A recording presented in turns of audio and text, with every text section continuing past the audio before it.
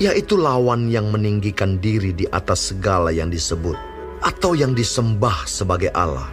Bahkan ia duduk di bait Allah dan mau menyatakan diri sebagai Allah.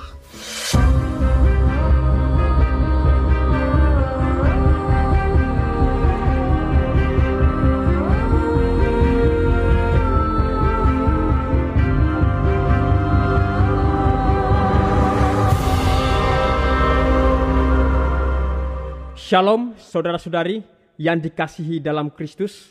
Kembali kita bertemu lagi di channel ini, sudah pasti untuk mendengarkan firman Tuhan dan terus belajar. Amin.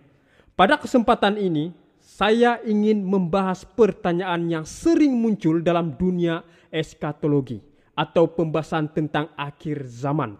Bait suci manakah yang akan diduduki oleh antikristus? Apakah bait suci ketiga, bait suci keempat, atau bahkan ada yang lainnya? Banyak gereja percaya bahwa akan ada pembangunan kembali bait suci di Yerusalem.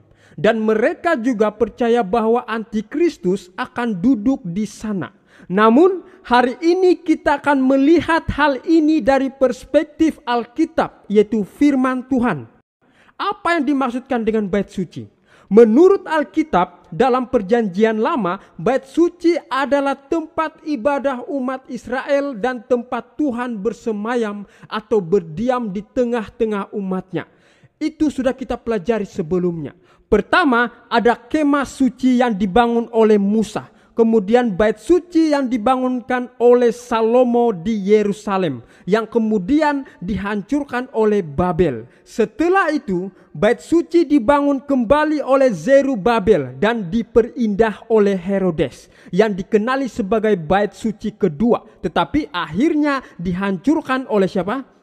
Oleh tentara Romawi pada tahun 70 Masehi. Jadi kita dapati bahwa bait suci di bumi sudah tidak ada saat ini. Tapi dalam 2 Tesalonika 2 ayat 3 dan 4 mengatakan, janganlah kamu memberi dirimu disesatkan orang dengan cara yang bagaimanapun juga. Sebab sebelum hari itu haruslah datang dahulu murtad dan haruslah dinyatakan dahulu manusia durhaka yang harus binasa. Yaitu lawan yang meninggikan diri di atas segala yang disebut atau yang disembah sebagai Allah. Bahkan ia duduk di bait Allah dan mau menyatakan diri sebagai Allah.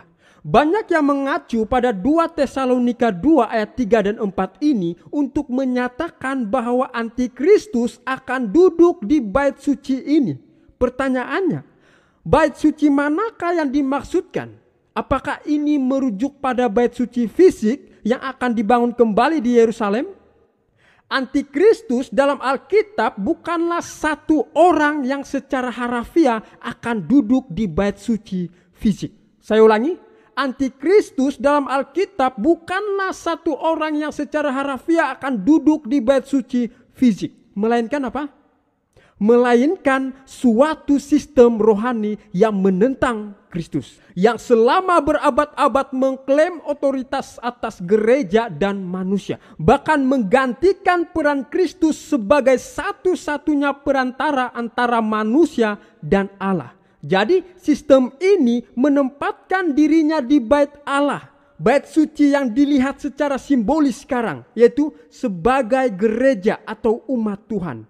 Dalam Daniel 7 ayat 25 mengatakan, ia akan mengucapkan perkataan yang menentang yang maha tinggi dan akan menganiaya orang-orang kudus milik yang maha tinggi. Ia berusaha untuk mengubah waktu dan hukum, dan mereka akan diserahkan ke dalam tangannya selama 1 masa dan 2 masa dan setengah masa. Ayat ini menerangkan kepada kita bahwa kekuatan ini sebagai kekuatan yang akan menentang hukum-hukum Allah dan menganiaya orang-orang kudus. Jadi ini sudah terbukti bahwa sistem ini telah mengubah waktu dan hukum.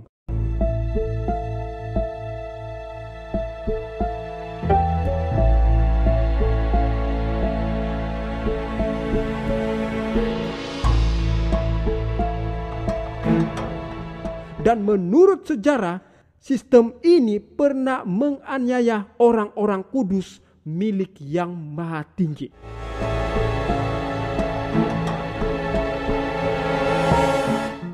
Kita boleh lihat sejarahnya. Jadi bait suci yang dimaksudkan dalam 2 Tesalonika 2 tadi, dalam pandangan Alkitab, ketika 2 Tesalonika 2 ayat 4 mengatakan bahwa antikristus akan duduk di bait Allah, ini tidak merujuk pada bait suci fisik yang dibangun kembali di Yerusalem. Saya ulangi, ini tidak merujuk pada bait suci fisik yang konon akan dibangun kembali di Yerusalem. Tidak. Sebaliknya apa? Ini berbicara tentang upaya antikristus untuk mengklaim otoritas di dalam gereja dan menyatakan dirinya sebagai pengganti Kristus di bumi. Bait Allah yang sejati bagi umat Kristen seperti yang tertulis dalam 1 Korintus 6 ayat 19 adalah tubuh kita, di mana Roh Kudus berdiam. Dengan demikian, antikristus duduk di bait Allah. Berarti ia berusaha mengambil tempat di hati dan kehidupan umat percaya. Saya ulangi. Antikristus duduk di bait Allah berarti ia berusaha mengambil tempat di hati dan kehidupan umat percaya. Mengklaim otoritas yang hanya dimiliki oleh Tuhan. Kesimpulannya adalah, berdasarkan pandangan Alkitab, tidak akan ada bait suci fisik yang ketiga atau keempat yang akan dibangun dan dijadikan tempat duduk antikristus. Tidak ada. Karena fokus kita adalah pada bait suci di sorga, di mana Yesus Kristus saat ini berada di dalam bilik Maha Kudus menjadi imam besar kita. Dan kita dipanggil untuk tetap setia pada kebenarannya. Ibrani 9 ayat 24. Sebab Kristus bukan masuk ke dalam tempat kudus buatan tangan manusia yang hanya merupakan gambaran saja dari yang sebenarnya, tetapi ke dalam sorga sendiri untuk menghadap hadirat Allah guna kepentingan kita. Jadi antikristus adalah sistem kekuatan rohani yang menentang Allah dan Kristus, bukan individu yang akan duduk di bait suci fisik, bukan. Kita diajak untuk memusatkan perhatian pada Kristus sebagai pengantara kita, bukan kepada sistem atau ajaran palsu yang menyesatkan. Semoga kita semua tetap berpegang teguh pada iman kita dan bersandar kepada Yesus sebagai imam besar kita di sorga. Berjumpa lagi kita di pelajaran berikutnya. Tuhan Yesus memberkati kita semua. Amin.